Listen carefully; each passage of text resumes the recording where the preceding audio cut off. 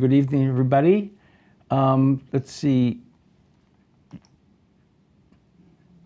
In this second presentation on Hanukkah, from ancient to modern times, we continue with the best-known rabbinic tradition on Hanukkah, the miracle of the one cruse of oil that burned for 8 days, preserved in the Babylonian Talmud, Shabbat 21b. Now, as if this holiday of Hanukkah actually celebrates what might not be known to those studying the text, the Gemara asks, somewhat unusually, what is Hanukkah, my Hanukkah, and why are lights kindled on Hanukkah? The Gemara answers that the sages taught, this is an early tradition, a Tannaitic tradition, on the 25th of Kislev, the days of Hanukkah are 8. One may not eulogize on them, and one may not fast on them. What is the reason? When the Greeks entered the sanctuary, they defiled all the oils that were in the sanctuary by touching them. And when the Hasmonean monarchy overcame them and emerged victorious over them, they searched and found only one cruse of oil that was placed with the seal of the high priest, undisturbed by the Greeks. And there was sufficient oil there to light the candelabrum, the menorah, for only 1 day. But a miracle occurred, and they lit the candelabrum from it for 8 days. The next year, the sages instituted those days and made them holidays with recitations of Hallel and special thanksgiving in prayer and blessings. So we have here a prime example of how Jewish holidays are created. I note here at the bottom of the slide a very interesting and important article by Vered Noam, The Miracle of the Cruse of Oil, the Metamorphosis of a Legend, published in the Hebrew Union College Annual. This was a very good discussion of the passage that we just read in Talmud Bavli Shabbat.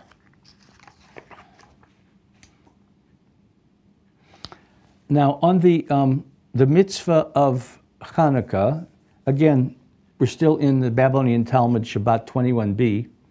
The sages taught in a Braita. A Braita is a Tannaitic teaching from the Mishnaic times, but not included in the Mishnah itself. It says there, the basic mitzvah of Hanukkah on each day, to have a light kindled by a person, the head of the household, for himself and his household. And for the mehadrin, that is, those who are meticulous in the performance of the mitzvot, kindle a light for each and every one in the household. And the mehadrin, mina mehadrin, who are even more meticulous, Beit Shammai say, on the first day one kindles 8 lights, and from there on gradually decreases the number of lights until on the last day of Hanukkah he kindles just 1 light. But Beit Hillel say, on the first day one kindles 1 light, and from there on gradually increases the number of lights until on the last day he kindles 8 lights.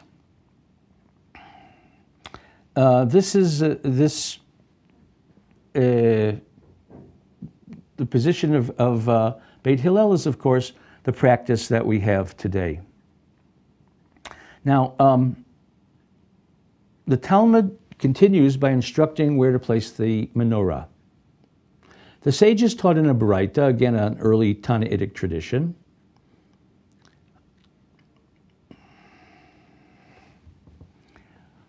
it's a mitzvah to place the Hanukkah lamp at the entrance to one's house on the outside so that all can see it. If he lived upstairs, he places it at the window adjacent to the public domain. And in times of danger, when the Gentiles issued decrees to prohibit kindling lights, he places it on the table, and that is sufficient to fill his obligation. The Talmud continues with a rule about the ninth candle, the shamas. Rava said, one must kindle another light in addition to the Hanukkah lights in order to use its light, since it's prohibited to use the light of the Hanukkah menorah for any purpose other than publicizing the miracle, Pirsum Hanes. And if there is a fire in a fireplace, for example, he need not light an additional light, as he can use the light of the fire. However, if he is an important person, as say a well-off person, who is unaccustomed to using the light of a fire, even though there is a fire, for instance, in the fireplace, he must kindle another light.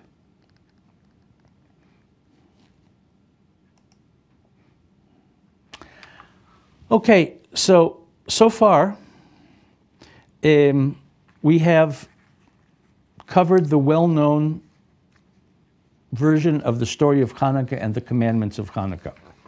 However, there is a somewhat less well-known alternate story of Hanukkah preserved in a Midrashic work, Pesiqta Rabbati, which I paraphrase here. It asks, and why are lamps kindled during Hanukkah? When the Hasmonean sons entered the temple, they found there spit-like spears, shipudim. Now, this seems to be describing a kind of light, thin spear or javelin for throwing at the enemy, the points of which they detached and stuck in the ground, and when they kindled lights in them, that is to say, in the hollow upturned sockets of the spearheads, that's the way that they kindled the menorah of the temple. Now, I mention here another very interesting article by Daniel Sperber, written in Hebrew, but the English translation of the title is "The Spits of the Maccabees, What Were They?" Now, Professor Sperber's very interesting suggestion is that the Maccabean soldiers rededicated the temple by first rekindling the permanent lights that had been in the temple menorah. To do this without any delay, using what they had immediately available, they detached the points of their spears, which they stuck in the ground. Then they poured readily available olive oil in the sockets of the upturned spears, inserting wicks, and lit the spear points as lamps. Now, this was very much the way contemporary soldiers, Jewish and non-Jewish, when not in permanent encampment, provided some kind of light for each soldier resting on the ground at night, a kind of bedside lamp. Now, this particular kind of detachable spear point is referred to in Greek, the language that used to be used in much of the Roman Empire, particularly among the armed forces, as an obeliskoluchion. I hope my Greek here is okay. A spit-like spear that was used as a lamp holder. As we can see here in the Greek-English lexicon, this kind of lamp is described.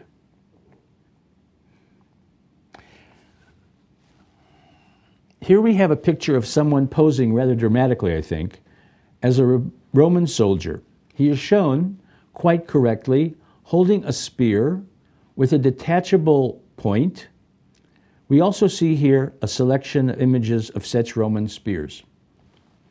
Now, significantly, in the Qumran scroll of the War of the Sons of Light against the Sons of Darkness, which was discovered and published by the archaeologist and military leader, Professor Yigal Yadin, the spears of the Sons of Light are described as having blades, that is to say, spearheads, tapering to a point, that is to say, shaped like a spit, shapud el harosh, it says there in the Hebrew text.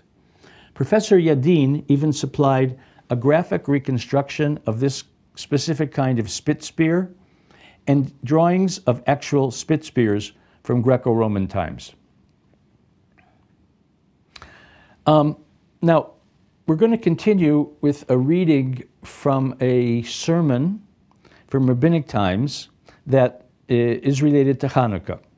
But prior to reading this sermon, it behooves us to recall that Numbers chapter 7, which describes the dedication of the altar in the desert tabernacle, the Mishkan, was the Torah reading designated already in rabbinic times to be read on Hanukkah, particularly on Shabbat Hanukkah. This is already mentioned very briefly in just 2 words in Hebrew in the Mishnah. 2 words. B'Chanukah b'Nisi'im. Now, a somewhat more expansive translation would be something like this. On each day of Hanukkah, they read selections from the portion of the dedication of the altar by the tribal leaders. That's Numbers chapter 7. That's all it says in Mishnah Megillah. But in a much later halakhic code, the Kitzur Shulchan Aruch, we have the following.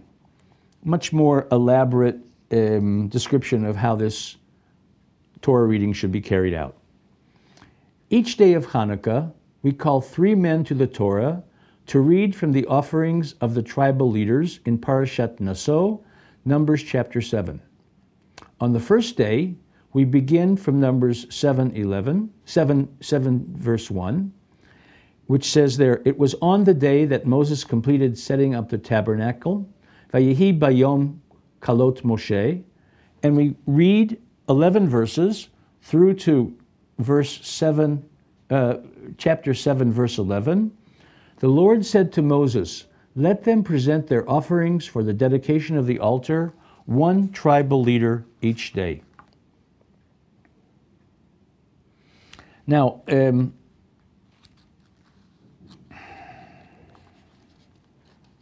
I just wanted to mention that the Kitzur Shulchan Aruch was first published in 1864 by the Hungarian Rabbi Shlomo Ganzfried.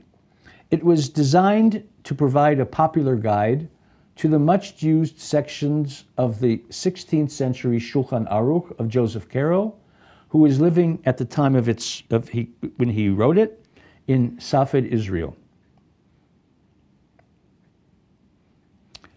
Now we should remember that this chapter of Numbers ends with the descent of the Shekhinah into the tent of meeting, where God meets with Moses and speaks with him.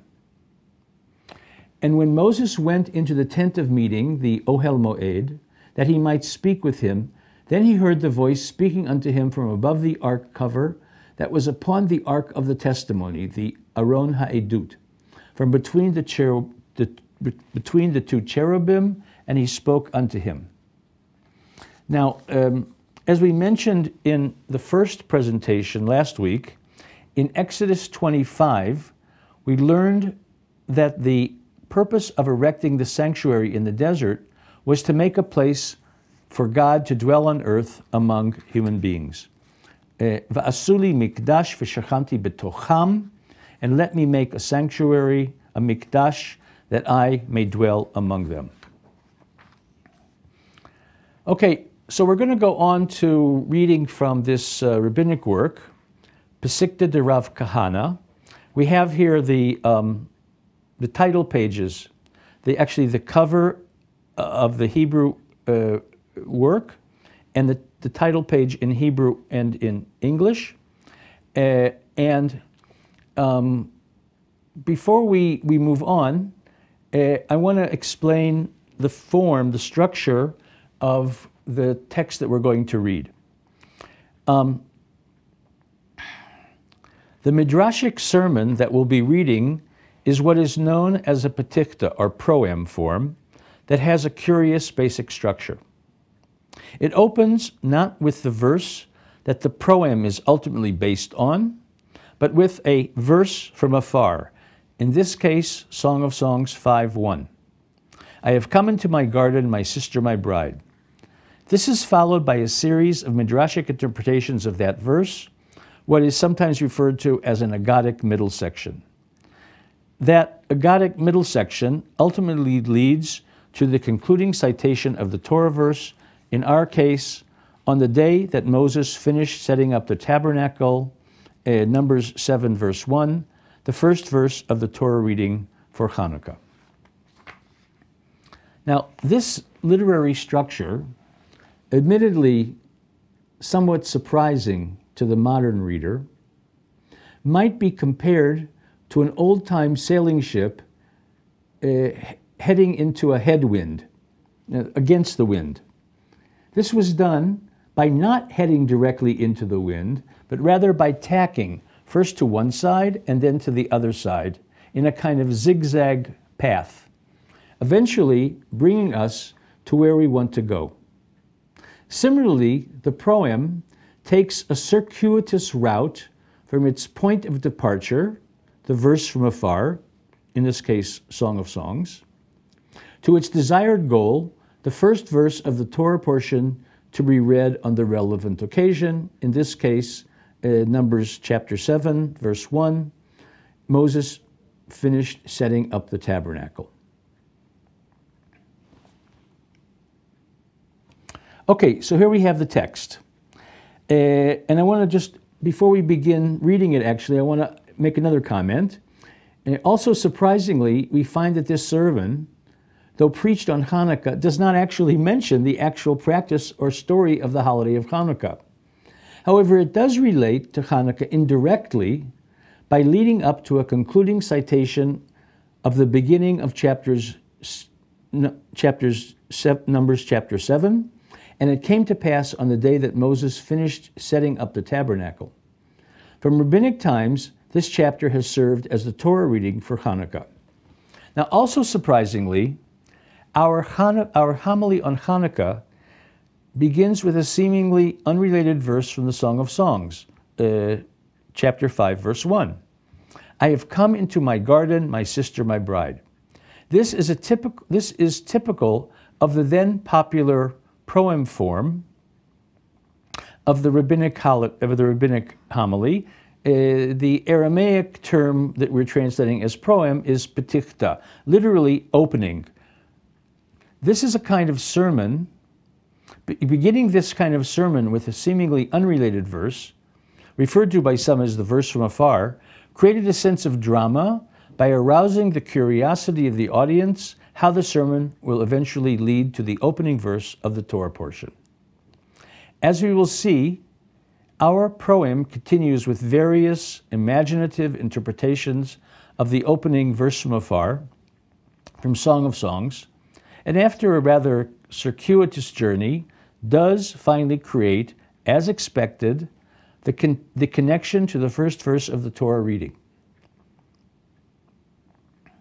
And it came to pass on the day that Moses brought to completion the setting up of the tabernacle. Vayihi bayom kalot Moshe lahakim et hamishkan.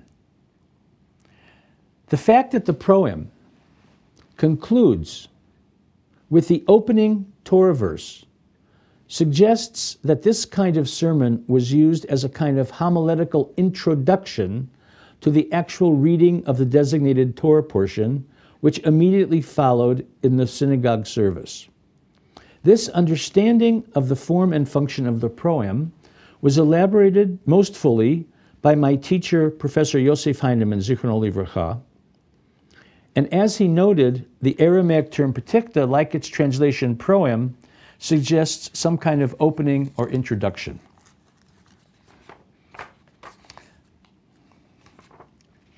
Now, though we are reading the text in English, I suggest that we try to imagine that we are hearing it preached in a synagogue in the land of Israel sometime in the rabbinic period up to about 450 CE. Then and there, of course, in the original Hebrew.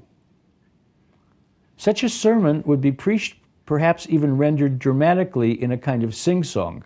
Now, this kind of chanting, sing-song style of delivery, we will actually hear an example of such a melodious delivery in a recording at the end of our third and final presentation next week. I'm going to save that for next week. Now, such a sermon was most likely delivered on Shabbat Hanukkah before an assembled congregation that might have included both scholars and common folk, both men and women. We know that not only men but women came to the synagogue sermon. Now, our darshan, the preacher, begins, as we said, with a verse from afar, and continues with one possible Midrashic interpretation. I have come into my garden, my sister, my bride. Song of Songs 5:1.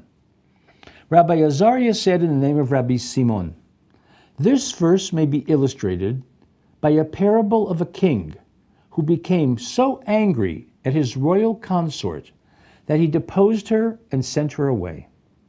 After a while, he sought to bring her back, but she said, first let him make some new arrangement, and only then bring me back. That's the mashal, the parable, and now we have what we call in Hebrew the nimshal, the application of the parable to the biblical text. Similarly, in the past, the Holy One, blessed be He, would accept sacrificial offerings from on high. As it says of Noah's offering, the Lord smelled the sweet savor from on high, Genesis 8, verse 21.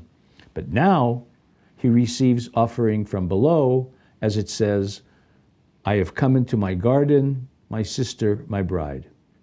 Now note here that up to this point, just the first tradition in this proem, we have in effect come full circle.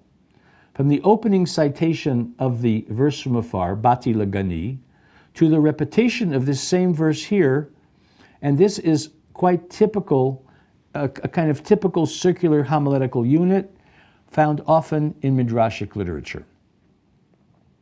Now the opening parable may elusively suggest, at least to those accustomed to the proem form, that like the new arrangement between the human king and his consort, God's entering the desert tabernacle to receive sacrificial offerings represents a new arrangement of the relationship of God to mankind.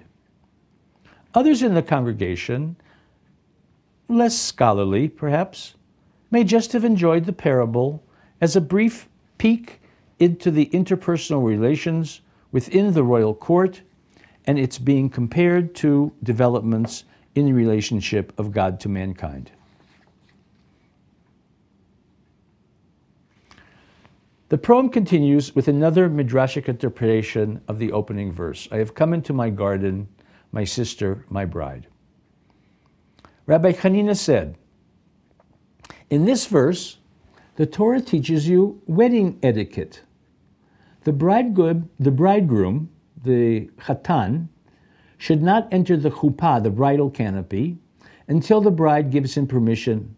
For first the bride says, quoting Song of Songs, let my beloved come into his garden. She beckons him to enter the garden, the chuppah. And immediately following in Song of Songs, the bridegroom, the way that we're understanding Song of Songs here, says, I am come into my garden. In other words, he responds by entering the chuppah. To further explain this midrash, Rabbi Tanchum, the son-in-law of Rabbi Elazar, son of Avina, said in the name of Rabbi Shimon Bar Yochai, adding, note that the verse does not say, I am come into a garden, but I am come into my garden, Gani, which can be read Ganuni, my bridal canopy, my chuppah, i.e., that is to say, the desert tabernacle, in the place on earth where God's presence originally dwelled. For indeed, in the very beginning, the Shekhinah, the divine presence of God, dwelt below on earth. As we learned from the verse, they, Adam and Eve, heard the voice of God walking back and forth in the garden. If the voice of God was walking around in the Garden of Eden, then God, the Shekhinah, the presence of God, must have been down here on earth in the Garden of Eden. Now, to further explain this midrash, Rabbi Abba Bar Kahana said, note that the verse does not say that the voice of God was merely walking. It doesn't use the verb mehalech, sort of a simple form of the verb halach, but that the voice of God was walking back and forth, mithalech, the hitpael, the reflexive, sort of ongoing form of the verb. And then it adds in sort of Hebrew Aramaic, mitkapetz v'salik, that is to say, going up by stages. The divine presence of God ascended upward from the Garden of Eden, distancing itself from mankind because of the original sin of Adam and Eve, as indicated by the continuation of the verse. Adam and his wife hid themselves from God. Genesis 3, verse 8. Now, Rabbi Ivu added that at that time, as punishment, Adam's height was diminished from cosmic proportions to only 100 cubits, 150 feet. That's an amazing bit of Midrash, that Adam, at the beginning, before the sin of Adam and Eve, Adam, the first Adam, was the size of the entire universe. And as a punishment, his size was cut down to only 100 cubits, 150 feet. Still pretty big. Now, very good. Rabbi Yitzchak said, we carry on now with the poem. Rabbi Yitzchak said, it is written that the righteous shall inherit the earth and dwell upon it for eternity. But where do the wicked dwell? I mean, if the righteous dwell on earth, where are the wicked? Are they flying around in the air? This is very typical of rabbinic homiletical rhetoric, when you kind of make a rhetorical question that's sort of almost a reductio ad absurdum, kind of a ridiculous question, but to sort of lead on to to raise the question and lead on to the answer. Rather, what is the meaning of the righteous shall inherit the earth and dwell forever upon it? The meaning is that the righteous shall cause the Eternal One, God, to dwell on earth. What they're doing here is that the verb that the righteous dwell on earth, they sort of switch the form of the verb to make it read, the righteous shall cause the God to dwell on earth. For as we have said, in the very beginning, the Shekhinah, the divine presence of God, dwelt below on earth.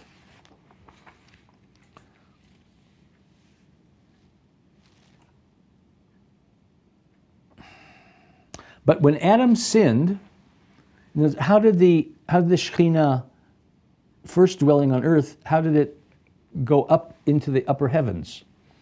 But when Adam sinned, the Shekhinah descended to the first heaven. The generation of Enosh arose. They sinned, and the Shekhinah removed itself from the first heaven to the second. The generation of the flood arose. They sinned, and the Shekhinah removed itself from the second heaven to the third. The generation of the dispersion of mankind arose. They sinned, and the Shekhinah removed itself from the third heaven to the fourth. The Egyptians in the days of our patriarch Abraham arose. They sinned. The Shekhinah removed itself from the fourth heaven to the fifth. The people of Sodom arose. They sinned, and the Shekhinah removed itself from the fifth heaven to the sixth. The Egyptians in the days of Moses arose. They sinned, and the Shekhinah removed itself from the sixth heaven to the seventh. Now note here the mention of the seventh heaven. Now this is a term that we usually use to indicate a rather pleasant place to be. Sometimes we say, oh, I'm in seventh heaven. But here, the seventh heaven suggests the most distant place of God in heaven, the most distant place from God, from man on earth. This is an undesirable situation that we're now going to rectify. Over against these wicked men, 7 righteous men arose and brought the Shekhinah back down to earth, also by stages. Our patriarch Abraham arose and merited to bring the Shekhinah back down from the 7th heaven to the 6th. Isaac arose and merited to bring the Shekhinah back down from the 6th heaven to the 5th. Jacob arose and merited to bring the Shekhinah back down from the fifth heaven to the fourth. Levi, the great-grandfather of Moses, arose and merited to bring the Shekhinah back down from the fourth heaven to the third. Kehat, the grandfather of Moses, arose and merited to bring the Shekhinah back down from the third heaven to the second. Amram, the father of Moses, arose and merited to bring the Shekhinah back down from the second heaven to the first. And now, the finale of our proem. Finally, when Moses arose, he merited to bring the Shekhinah back to earth. And so it says at the opening of our Torah portion, and it came to pass on the day that Moses finished up the setting up of the tabernacle, Vayihi bayom kalot Moshe lakim et mishkan. The setting up of the tabernacle was the bringing back down by Moses after the 7 ascents and the 7 descents. The Shekhinah is now with us here back on earth.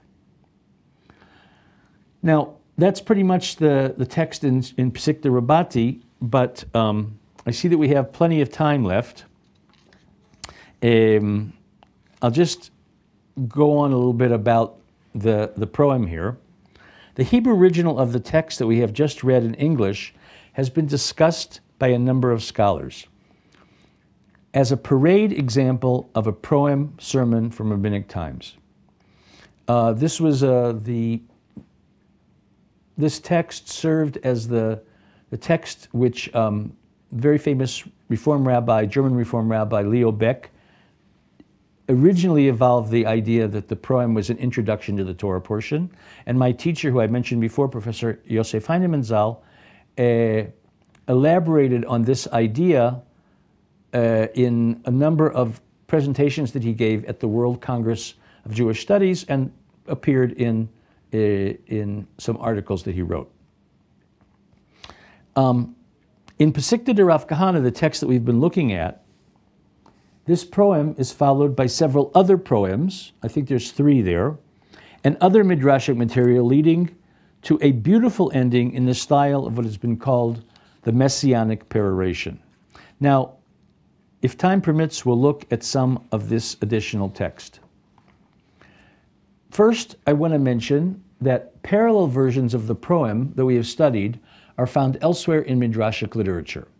For example, in Midrash Shir Shirim Rabbah, where we'd expect, because the opening verse is from Song of Songs. In Tanchuma and Tanchuma Buber, there are actually 2 versions of Tanchuma Buber, but at this point, they're almost the same.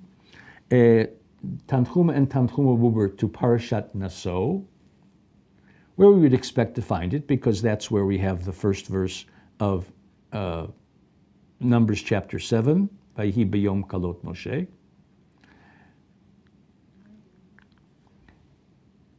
And also in the later Midrash Numbers Rabbah, again on Vayihi bayom kalot Moshe. And in each version, it adapts the material we found in Pesiqta Rabbati to the particular context in which these parallel versions were employed. In other words, we have a kind of component. The proem is composed of kind of component parts, and each editor or compiler of these various midrashim, like in Shir Shirim Rabbah, Tanchuma Buber, Bamidbar Rabbah, they sort of rearranged the component parts to suit the context in which they were adapting the midrash. Now, I'll just mention that the last of these midrashic works that I mentioned, Midrash Numbers Rabbah, the first part of it is the first 14 chapters on Bamidbar and Naso.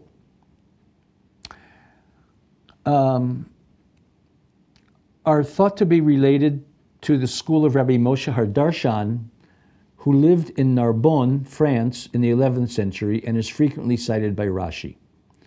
It preserves a very extensive adaptation of the Midrashic material in Pesiqta Rabbati. The material related to the school of Rabbi Moshe Hardarshan is very, very extensive. They really liked to add a lot of material. And sometimes I think of this 11th century, roughly, Midrashic material as kind of the last great flowering of medieval Midrash from the Middle Ages. Now, one such later adaptation that we're going to look at in the third and final presentation in this series is found in a Hasidic work of the Chabad tradition. I'm going to leave that until next week. And this will provide a concluding text that we will study at that time. Now, since it seems that we have some additional time today, we can sample some of the Midrashic material in the continuation of the Pesiqta Rabbati on Numbers chapter 7, the Torah reading for Hanukkah. In the last of the additional proems, we find a tradition about how Moses was commanded to construct for God a mishkan, a dwelling place. We are told that Moses could have simply brought 4 poles and stretched out the covering of the tabernacle on them. But the Holy One, blessed be He, showed Moses, when he had ascended to heaven, red fire, green fire, black fire, and white fire, and told Moses to construct the tabernacle from these unobtainable materials. Moses said to God, Master of the universe, where am I to obtain such vari-colored fires? God replied to Moses, Look and make it according to the pattern that is being shown to you in the mountain. That's Exodus chapter 25, verse 40. So let's also hear a sample of the Midrashic text from the body of the literary homily, which altogether consists of 8 sections. The proem that we looked at quite extensively is just the first of 8 sections. Here we are still interpreting the first verse of Numbers chapter 7. And it came to pass on the day that Moses finished setting up the tabernacle, Vayehi b'yom kalot Moshe lahakim et mishkan. Focusing on the phrase lahakim et hamishkan, setting up the tabernacle, Rabbi Yehoshua says in the name of Rabbi Shimon Bar Yochai that the untranslated word et indicates something additional, that something additional was set up at this time, together with the tabernacle, and that this additional creation was actually the whole world. For behold, for before the completion of setting up the tabernacle, the whole of divine creation was unstable. Haya ha'olam rotet. And only after Moses had finished setting up the desert tabernacle, the whole world now became a fully stabilized creation. According to this daring midrash, on the seemingly insignificant word et just connects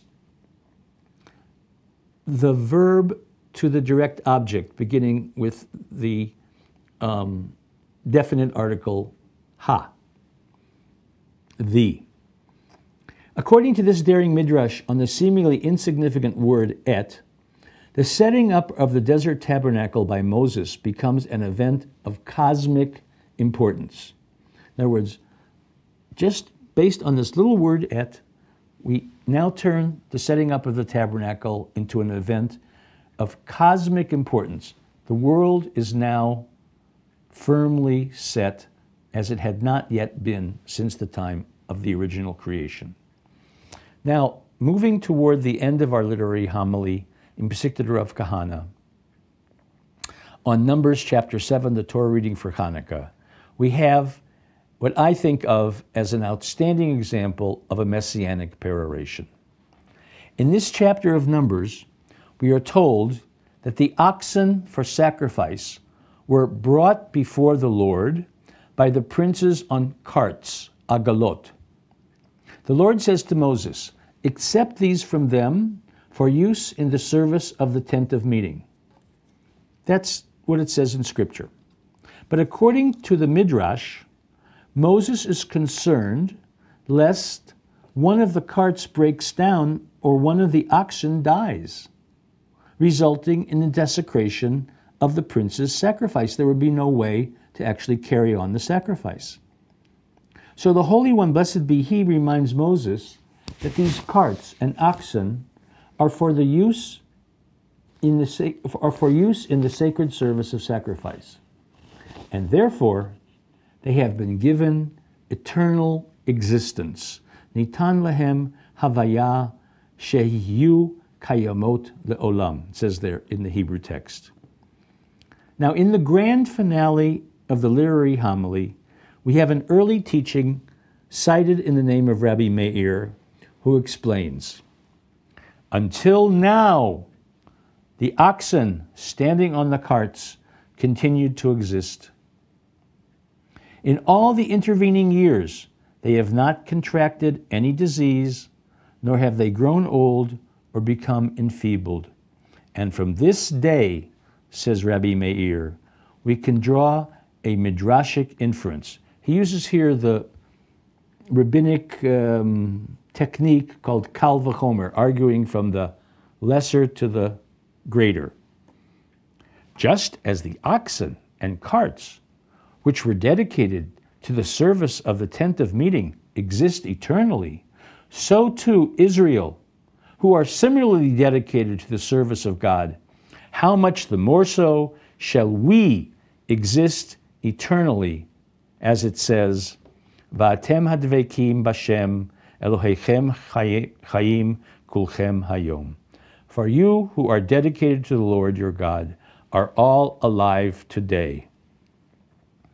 What a great way to end a sermon before a live audience, particularly on Hanukkah, the holiday that celebrates the rededication of the temple and the ongoing rebirth of the Jewish people.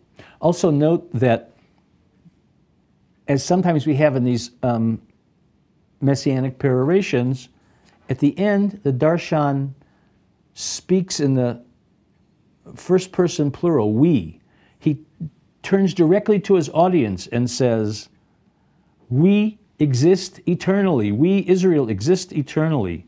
For you who are dedicated to the Lord your God are all alive today. Here we are in synagogue. We're all alive. We exist forever. Okay, we've come to the end of our excursion this week into some rabbinic traditions related to the holiday of Hanukkah, which begins this year on Sunday evening, December 18, with the lighting of the first Hanukkah light. As Tamar mentioned before, and I think she may mention again, for that reason, since this Sunday is the lighting of the first Hanukkah light, our third and final talk dealing with Hanukkah in medieval Jewish and Hasidic tradition will not be broadcast live. It will be broadcast, but in a pre-recorded version at the usual time, 8 p.m. Israel time, on that evening, and will quite quickly be made available online on the Beit Avichai website for you to view at your convenience. In the remaining time, your reactions, comments, and questions about this second talk are invited and will be addressed to the best of my ability. Thanks to all of you for your participation.